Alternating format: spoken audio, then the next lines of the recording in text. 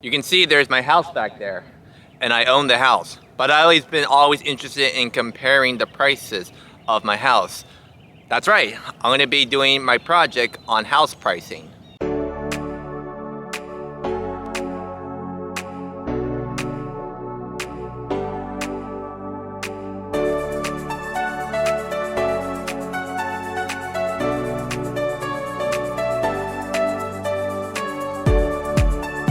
Hey guys, welcome back to my YouTube channel. So in this video, I'm going to be sharing with you my housing price project that I worked on. This is something that I've been always interested in looking at and analyzing since I'm working for a real estate company called Century 21, and my objective is to help buyers, investors to see if prices are reasonable. That's why I use a predictive model to analyze data. I use different visualization tools, scatterplots, correlations, matrix, as well as histograms. So without further ado, let's get into it. Alright guys, so I'm going to be showing you my project that I worked on. My project title is called Real Estate House Pricing Analysis, and the objective of my project is that I'm working for a real estate company called Century 21, although not really, and I'm given a large data set. And my goal is to analyze that data set, which provides data information about houses, including price, area, bathrooms, and stories. And I will use those predictor variables to decide whether there's a relationship between price. And I would use the outcomes to provide insightful conclusions to help buyers make better informed purchasing decisions using my analysis. And if you know, this is the background of my house. I use that, and this is a Century 21 company. It's a real estate company. So here's an outline of my project I'm going to be showing you, basically the content. So first I want to show you how I got the data sets, the software I use, loading and processing the data sets, removing columns from the data sets, data clean, exploring data analysis, meaning I will be showing you visualization graphs, including a scatter plot, histogram, and a correlation matrix to analyze relationship to house prices. I will also be performing a regression analysis, and I would use a model that would be useful when predicting prices. I decided I wanted to use a multiple linear regression model. And there's other models you can use, including a polynomial regression and a lasso, but I wanted to keep it simple for this project. And at the end, I'll give you an interpretation and a conclusion. So here's where I got the dataset. I got it from Kaggle, which has a bunch of large datasets that you can download as a CSV file. Not only datasets, but it's a way to share other work to the public and useful when working in other fields, including data science and machine learning. And you can see this is the CSV file. I show you the first 5 rows. And you can see that it's pretty big. There's a lot of columns here. So the software used in this project are Excel and RStudios. And I could have used Tabula and Power BI to visualize my graphs, but for now I just wanted to show you RStudios to enhance my coding skills. So here's the part where I load and process the datasets. You can see it shows a whole bunch of columns and rows. There's a total of 545.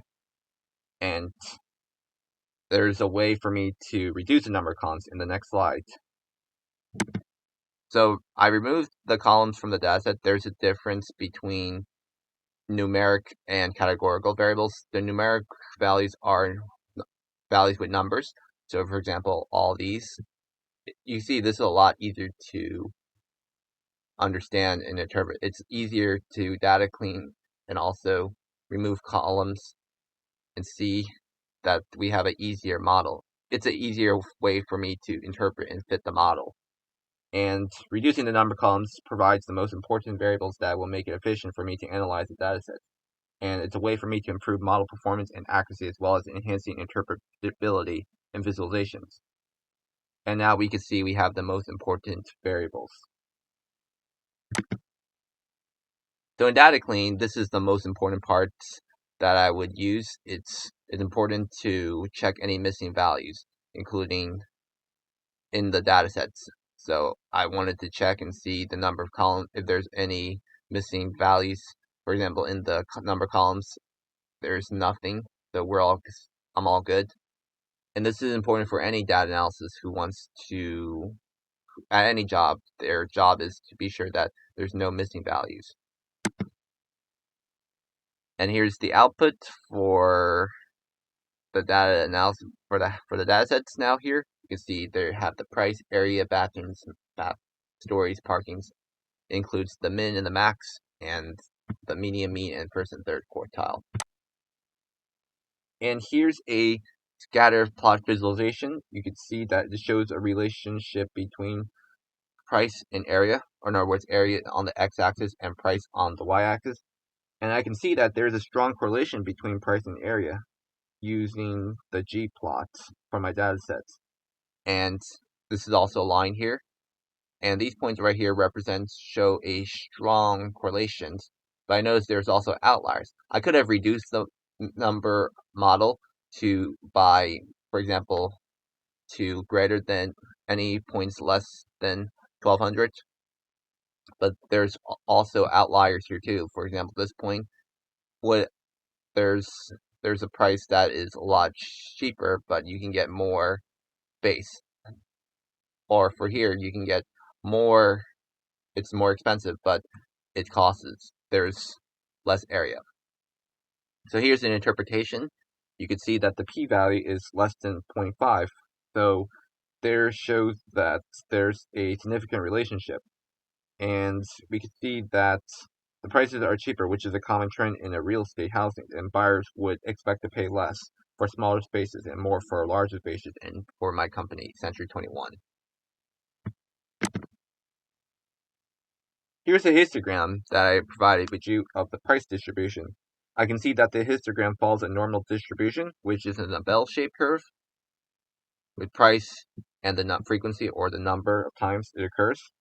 And the highest peak represents the house prices that occurs most frequently. So you can see 3 million roughly has the highest. And the shape is also symmetric, which shows a balanced relationship between price. And in the dataset, I can see a few dispersion of house prices. For example, when the houses are more expensive, like right here, down here. And there's another tool I use. It's called the correlation matrix, and I find this interesting to see if there's a relationship between other variables. So, for example, area and price, it shows a moderate correlations between them, but I notice stories and area shows it doesn't. The number is small. It's closer to 0, so there's not a strong correlation. There's no correlation between the variable. But I notice there's ones on the diagonal. If you go across that diagonal, for example, price and price, obviously they're strongly correlated. And here's a regression analysis that I used. I decided to use this method that's useful in data analysis, not only data analysis, but also in machine learning. But I use the regression for predicting prices for a house, called the splitting the data set into training and testing sites. And the purpose is to test the model and to avoid overfitting. Overfitting could eventually lead to an inaccurate performance for the new data. And it's also a way useful for generalizing unseen data.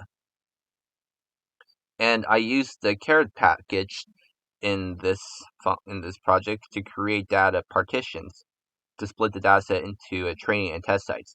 And I decided to use the 70-30, or in other words, 70% of the training and 30% of the testing. And what the training does is that it contains 70% of the dataset for seeing the relationship in the dataset. And the testing set is basically the predicting. It'll take 30% of the total dataset, and it will contain any unseen examples that haven't been used during the training. And you can see at the output here, there's 383 rows for the training sets and 6 columns. And for the testing, we can see that there are 162 columns, or 162 rows and 6 columns. And here's a regression analysis about me. I also showed a building and interpreting a multiple linear regression, where you can see y is equal to beta 1 which is the response variable, or y is the response variable. Beta 0 is the y-intercept. Beta 1 and beta 2 are the slope coefficients. And epsilon is a random variable, in other words, the error term. And basically, the output here, it shows that I examined the p-values using f-statistics. Is determined if they're statistically significant, meaning that one of the predictors or independent variables are significant and related to the response variables. And I also used to see which predictor variables are significant, and based on the output, I can see that all the predictor variables are statistically significant here, meaning they're less than 0.5. And here's another model performance I use to calculate. I use the mean absolute error and mean square area and the root mean square error. And I create a data frame for regression models with columns of actual and predictive values. You can see we have the means absolute error. It's taking the sum of absolute difference between the predictor and actual values divided by the total number of data points.